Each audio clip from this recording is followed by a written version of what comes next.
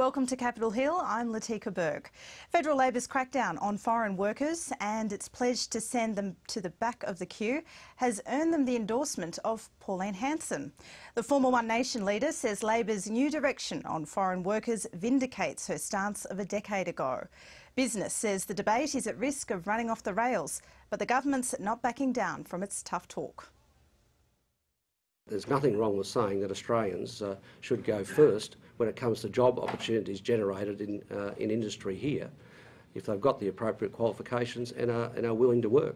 That's a common sense observation from the government, and I would have thought wouldn't be contested by anyone who is an Australian through and through. Joining me to discuss the day's politics, the Liberal MP Kelly O'Dwyer and Labor's Jill Hall. Ladies, welcome to the program.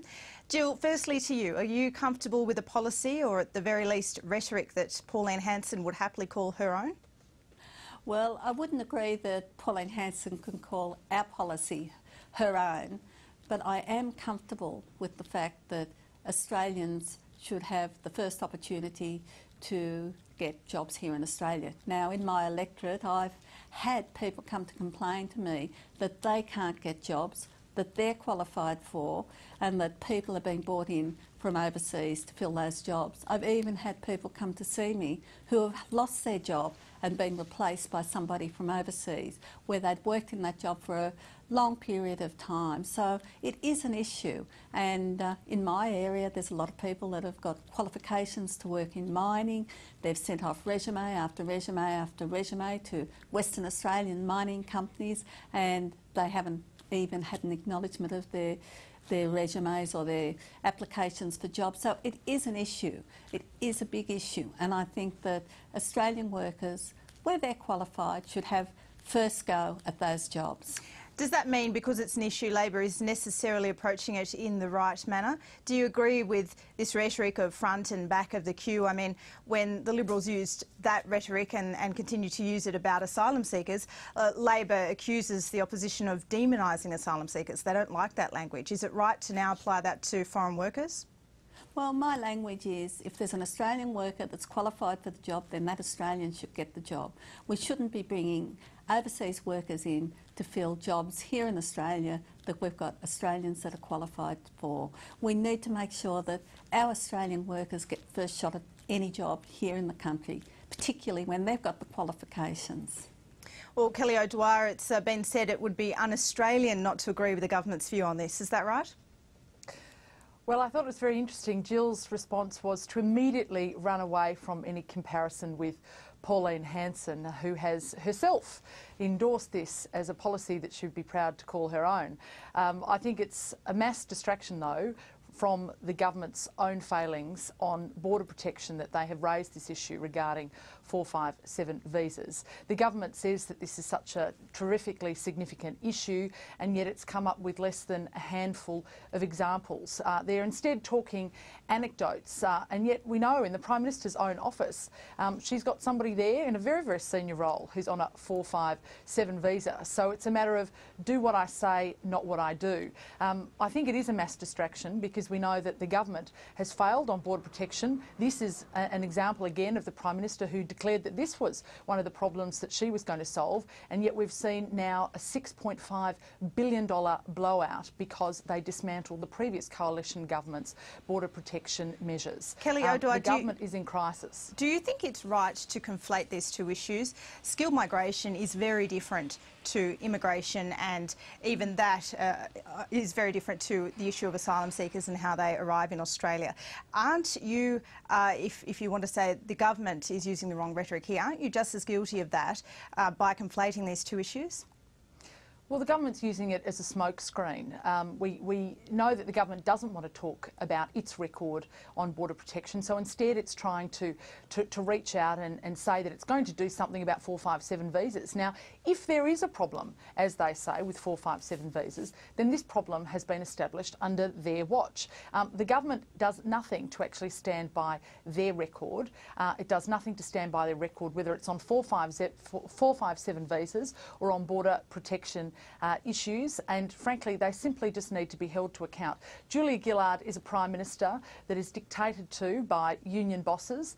This is clearly something that they have dictated to her, and this is why she's raising the issue. Jill Hall, do you think... Can I just say something on that? I don't give anecdotal evidence. I give evidence that I've received by being on the work site. I give evidence that I have had from constituents that came to see me, and I know this is an issue. And Kelly may not have been in the Parliament when John Howard was Prime Minister, but believe me, this isn't something that's just occurring now. This is something that's been going on for a very, very long time, and it's something that needs to be dealt with. I don't have a problem with skilled migration, Jill. Unlike the Labor Party, I don't have a problem with 457 visas in the sense that bringing people to the country where we actually do require their skills so that they can pay taxes the day they arrive and start to work is not a bad thing. And for some reason, the Labor Party think that people who are actually coming through the front door paying taxes are somehow doing the wrong thing. I think all right, that's let's let Jill Kelly, respond. If I could complete what I was saying before you interrupted me. What I'm saying is I don't have a problem with skilled immigration. I don't have a problem with skilled workers coming into the country. But what I do have a problem with, and I have a very big problem with this, is workers coming in from overseas to fill jobs where there's suitably qualified Australians that can fill those jobs. I can tell you, as I just said a moment ago, that I have had a number of my constituents come to me and talk to me about this, and I have seen firsthand where this is happening. I don't think you or the opposition would actually endorse that practice. Surely you would want Australian workers to get the jobs. Jill, I might just ask you, do you empathise with business here that is worried about how the language is being used by politicians, including your Prime Minister, on this debate, and that the whole issue now of skilled migration does risk running off the rails? Do you have any empathy with the business sector for that? Look, Latika, I think that the language around the whole immigration debate has not been as good as it should be. Is that from both sides? I find it very hard listening to Kelly sit there and take take the high ground on an issue where her side of politics has absolutely reduced this debate to the lowest common denominator. This is an issue that's about... Jill, does that mean that Labor should necessarily follow suit? No, I don't think we should follow suit, and I don't think that we are. What we're saying here is that Australian workers should be the first to get Australian jobs.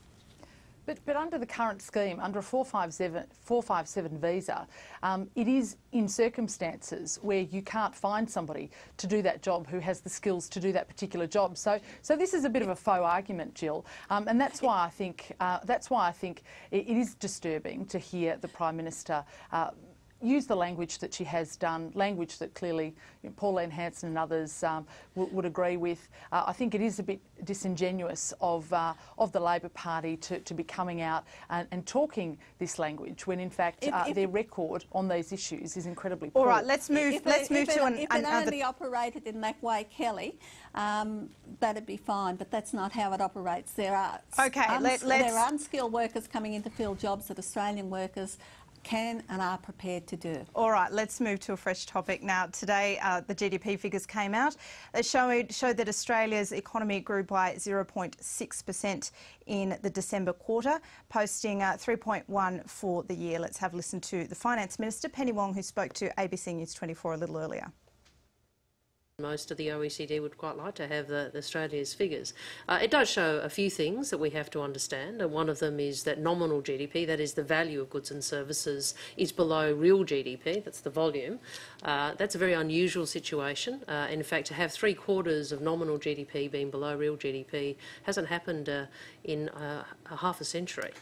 Now, that does explain what's happening to government revenues and that we're getting less tax than we would expect. Kelly O'Dwyer, less tax than the government would expect. Is this a problem that a coalition government, if elected in September, would have to deal with as well?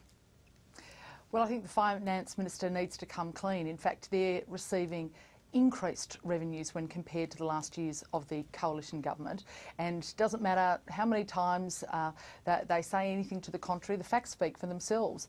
They're receiving more than $70 billion more than they otherwise would have received if they had been part of the coalition government during the last and final year of the coalition government. But I think the significance of these nominal GDP figures are very real. 0.5% and around about 2% pace of growth over the year. This is incredibly low. It compares very poorly with what the government actually predicted. They said that in MyEFO, the mid-year economic and fiscal outlook, that it was going to be around about 4%.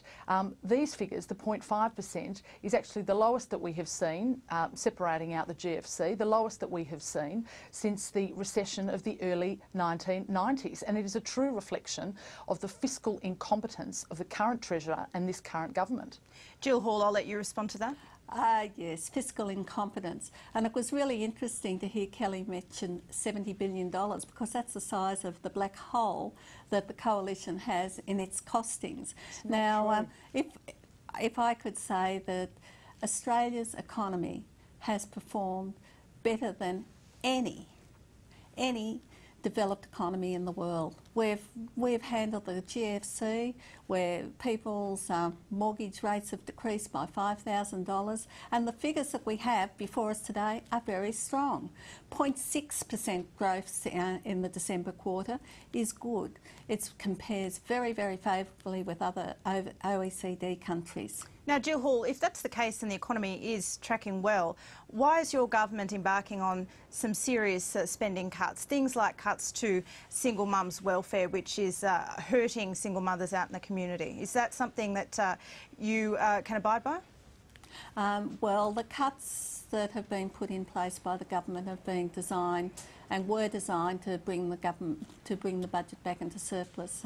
We've now recognised the fact that that's not going to happen. Now, if you wanted me to make a comment about single parents, I have some concerns about the cuts to the payments to single parents. I know that they're doing it hard. I'd hate to be a single parent. I'd hate to be trying to cope with the emotional stresses of being a single parent and then immediately have my income cut.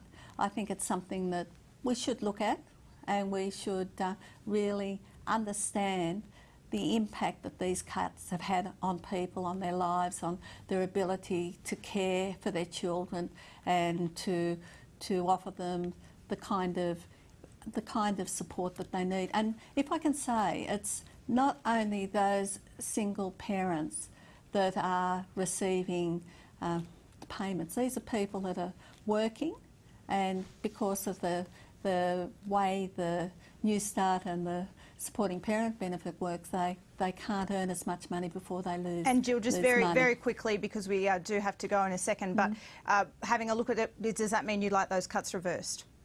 Well, I'd like to see a change, and I know that there's a number of government members that would like to see a change. Okay. Well, Jill Hall, thank you for joining us on the program. Kelly O'Dwyer in Melbourne, thank you for being there. And that's where we'll have to leave Capitol Hill today. Thank you for joining us.